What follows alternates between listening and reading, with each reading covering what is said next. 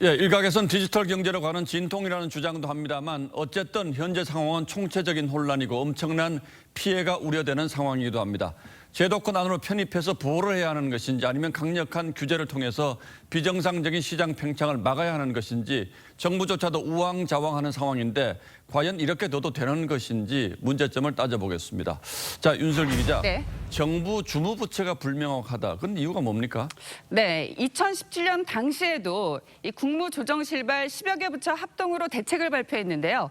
각종 불법 행위를 단속하겠다면서 조속한 입법을 통해 투자자를 보호하겠다고 했습니다.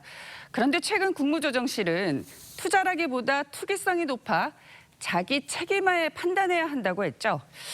투자자 보호보다는 이 개인의 자율에 보다 초점을 옮긴 듯한 말입니다. 이런 배경 때문인지 정부의 역할, 특히 주무부처가 어딘지가 논란이었는데 오늘 홍남기 부총리가 주무부처는 금융위원회라고 했습니다. 며칠 전 은성수 금융위원장의 발언도 있었고 보통은 그렇게 알고 있지 않습니까? 그런데 여기에 무슨 문제가 있습니까? 물론 가상화폐와 관련한 유사수신 행위는 금융위원회가 규율해야 합니다. 하지만 법적으로 금융위는 금융정책, 금융소비자보호, 자본시장 관리, 외국환 업무를 하게 돼 있어 이 금융이 아닌 가상화폐가 100% 금융이 업무라고 보기는 힘들죠.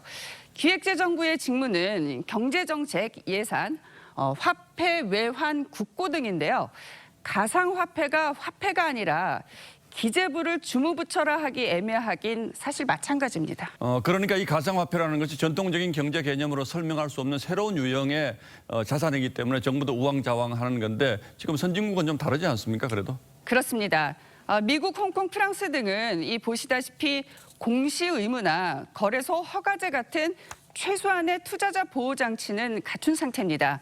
반면 우리 당국은 이 가상화폐를 인정하면 더 큰 투자 광풍이 우려된다는 거죠.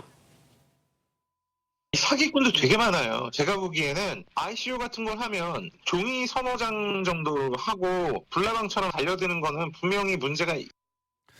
자, 인정하면 더 큰 문제가 생길 수 있다. 이것도 분명히 일리가 있는 얘기인데 그러나 선진국이라고 해서 이런 문제점을 모르는 건 아닐 텐데 제도권 안으로 편입시키려고 계속 노력하는 건 왜 그렇습니까? 이 가상화폐를 단순한 투자의 대상이 아니라 미래 신산업으로도 보는 측면이 있기 때문입니다.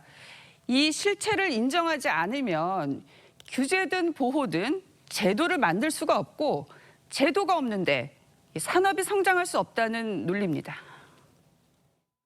지금 쓰고 있는 지폐도 내재 가치가 없거든요. 우리는 내재 가치가 있느냐 없느냐를 따지고 있을 때 미국에서는 코인베이스를 나스닥에 상장 모든 걸 설명하는 거죠. 비판론자도 있고 옹호론자도 있는 것이 분명합니다. 하지만 더 분명한 사실은 정부가 아직도 이렇게 우왕좌왕해서는 안 되겠다 이런 얘기겠죠. 그렇습니다. 예, 윤슬기 기자 잘 들었습니다.